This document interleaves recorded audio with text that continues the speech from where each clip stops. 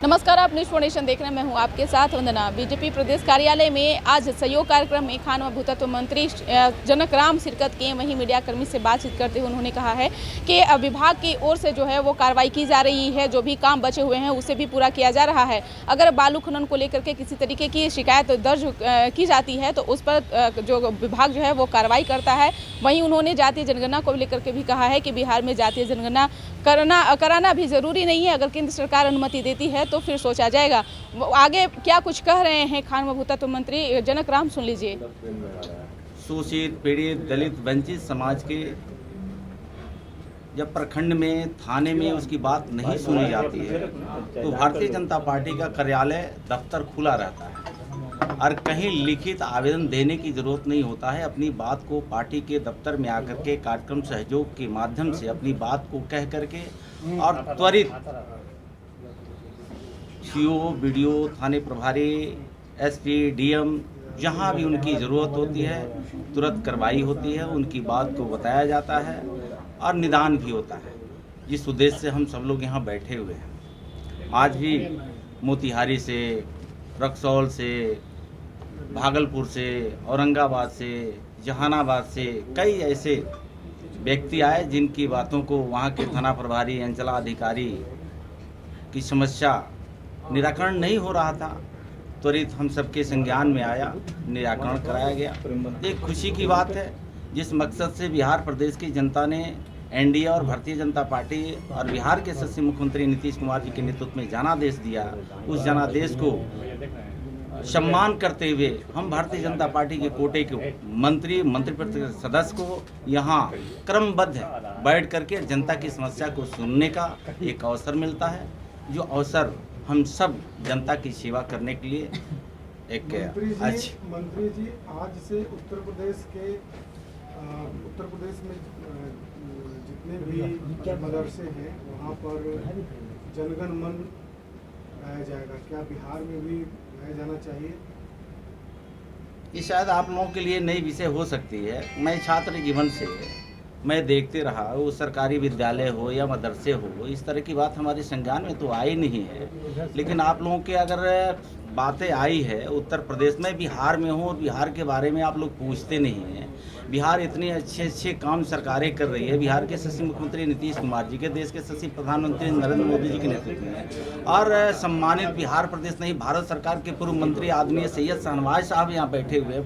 उद्योग क्षेत्र में और बेरोजगारों को रोजगार देने के लिए चरणबद्ध तरीके से बिहार सरकार और केंद्र सरकार काम कर रही है। आप बिहार के परिप्रेक्ष्य में नहीं पूछते हैं और उत्तर प्रदेश और बंगाल के बारे में ज़्यादा पूछते हैं, तो मुझे लगता है कि देश संविधान से चलता है और संविधान प्रदत्त देश के यशस्वी प्रधानमंत्री नरेंद्र मोदी जी के नेतृत्व में है। तो मुझे लगता है कि एक रफ्त 30 करोड़ जनता को जो रोटी, कपड़ा, मकान, आवास, शिक्षा, सुरक्षा, जो मूलभूत सुविधा से पूर्ववर्ती सरकार नहीं दे पाई थी, उसको आज देश के यशस्वी प्रधानमंत्री जी ने हर समाज को मुख्य धारा में जोड़ करके आगे बढ़ने का प्रयास कर रहे हैं। मुझे तो कहने में खुशी होती है कि पूर्ववर्ती सरकार ने गरीबों को गरीबी हटाने के लिए नारा देती रही, लेकिन गरीबों को गरीबी कैसे दूर होगा उनके लिए उनको परिलक्षित कोई योजना लेकर के नहीं आई। खुशी इस बात की हो रही है कि जब से देश के प्रधानमंत्री नरेंद्र मोदी जी बने हैं, बिहार के यशस्वी मुख्यमंत्री नीतीश कुमार जी बने हैं, ये जो समाज के अंतिम पंक्ति में बैठे लोग था, श्यामा प्रसाद मुखर्जी जी, दीनदयाल उपाध्याय जी, परम पूज्य बाबा साहब अम्बेडकर जी, इन तमाम ऋषियों मुनियों और सपना रही कि जिनको खाने का रोटी नहीं है, पहनने का कपड़ा नहीं है, खाने का, तो ये तमाम व्यवस्थाएं कौन किया? देश के यशस्वी प्रधानमंत्री नरेंद्र मोदी जी ने किया।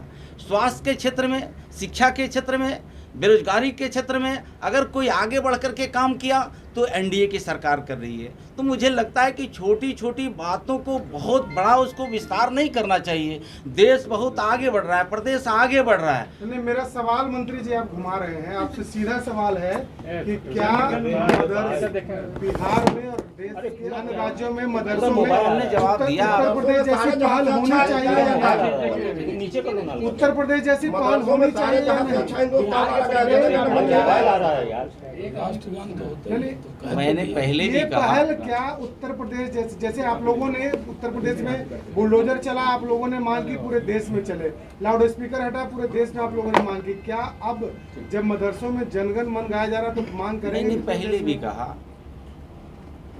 कि यह देश संविधान से चलता है और ये संविधान प्रदत्त देश के यशस्वी प्रधानमंत्री नरेंद्र मोदी जी के हाथों में है।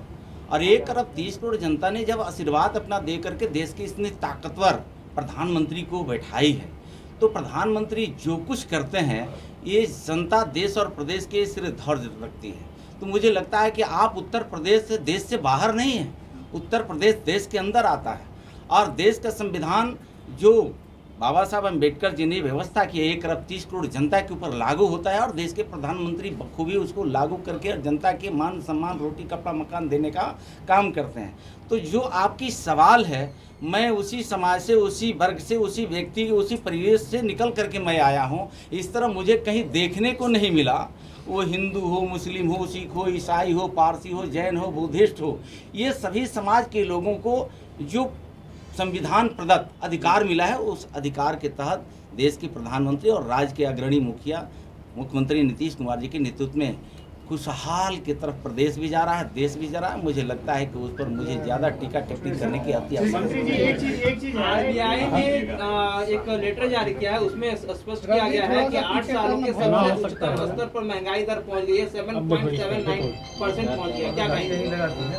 आपको मैं बताना चाहता हूं कि जिस परिवार से मैं आता हूं, जो हम शेड्यूल्ड कास्ट में अनुसूचित जाति और चमार वर्ग से, आज से 10 साल पहले उनको घर में खाने की रोटी नहीं होती थी, उनको अच्छे क्वालिटी के मकान नहीं होता था, उनको बस्ती में चलने की रास्ता नहीं होती थी, उनकी तबीयतें खराब हो जाती थी तो इलाज के लिए पैसा नहीं होता था। वो सस्ते के जमाना आपको याद दिलाना चाहता हूँ पूर्ववर्ती सरकार की, या राज्य की सरकार रही हो या केंद्र की सरकार हो, ये दलित और ओबीसी और माइनॉरिटी शेड्यूल्ड कास्ट के लोगों को रहने का और खाने का अन्न नहीं मिलता था।